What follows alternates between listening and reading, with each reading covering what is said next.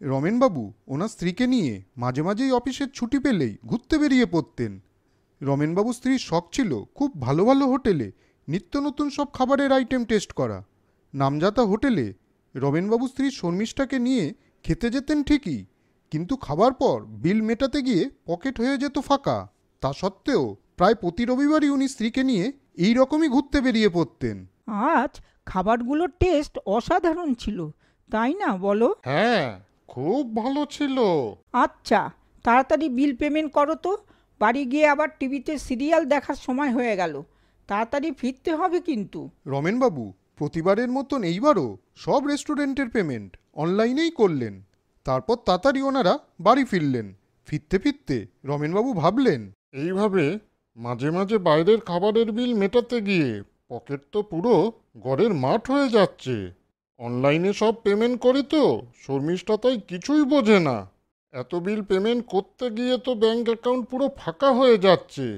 এইটা ওকে কে বোঝায়? বুঝেছো? এবার ভাবছিলাম বাড়িতে গণেশ পুজো করব। কেমন হয় বলো তো? ভালো তো, এ তো ভালো কথা। তুমি চাইলে তাই হবে। এই সব কথা বলতে বলতে রমেনবাবু শর্মিষ্ঠাকে নিয়ে বাড়ি ফিরে আসলেন। পরের দিন রীতিমতো রমেনবাবু অফিসে গেলেন। গিয়ে শুনলেন এইবার অফিসের একটু সমস্যার জন্য এই মাসের মাইনেটা দিতে দেরি হবে। এই কথা শুনে রমেনবাবুর মন খুব খারাপ হয়ে গেল। উনি তখন মনে মনে ভাবলেন, এই মাসে গণেশ পুজো, বাড়িতে গণেশ ঠাকুর এনে পুজো করব ভাবলাম, তার মধ্যে এই মাসেই মাইনে নিয়ে সমস্যা হতে হলো। তারপর শর্মিষ্ঠার জন্মদিন এই রবিবার, ওর প্রিয় রেস্টুরেন্টে নিয়ে ওকে কিভাবে যাব?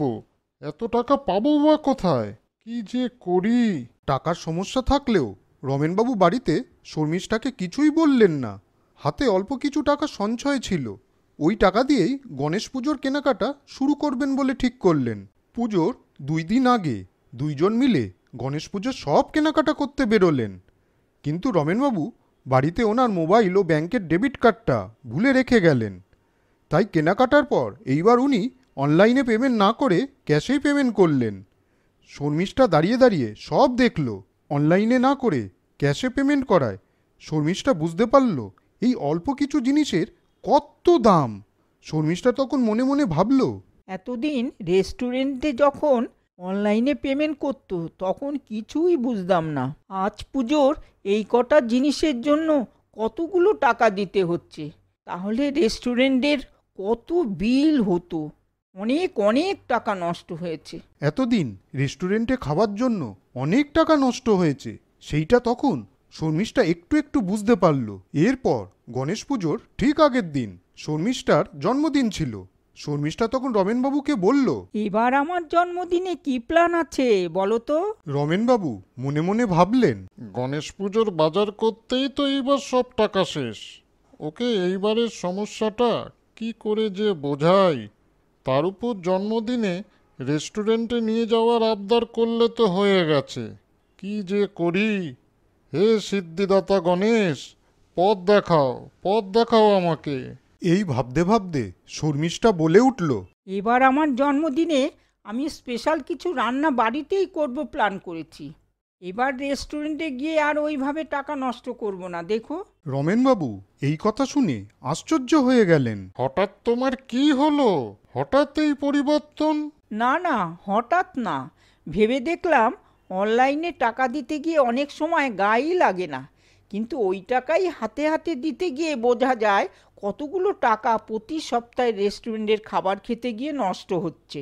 যেদিন তুমি ওই যে পুজোর বাজার করছিলে সেদিন তুমি ওই কটা জিনিসের জন্য কতগুলো টাকা হাতে হাতে দিলে, সেই দিনই ব্যাপারটা বুঝতে পেরেছি। তাই ভেবেছি আর না, এইভাবে আর টাকা নষ্ট করা যাবে না। আমি কিছু টাকা জমিয়েছিলাম, এই টাকাটা দিয়ে এবারে জন্মদিনের রান্না আমি বাড়িতেই করব ভেবেছি। শর্মিষ্ঠার এই কথায় রমেনবাবু খুব খুশি হলেন। জন্মদিনে শর্মিষ্ঠা সারাদিন বাড়িতে খেটে অনেক কিছু রান্না করলো। তারপর রাতে আনন্দ করে জন্মদিন পালন হলো।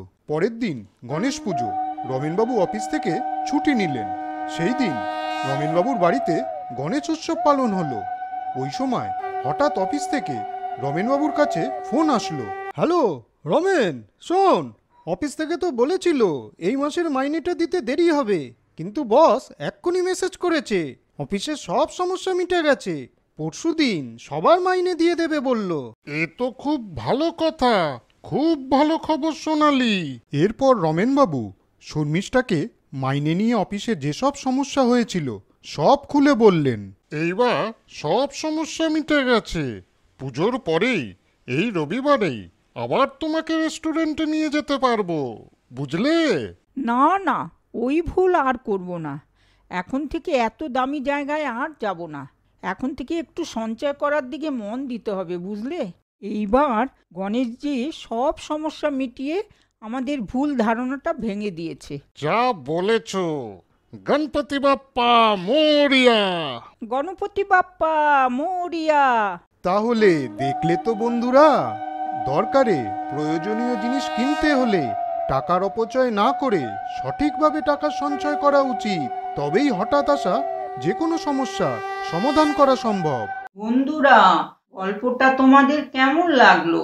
যদি ভালো লাগে তাহলে শেয়ার, কমেন্ট, লাইক করো।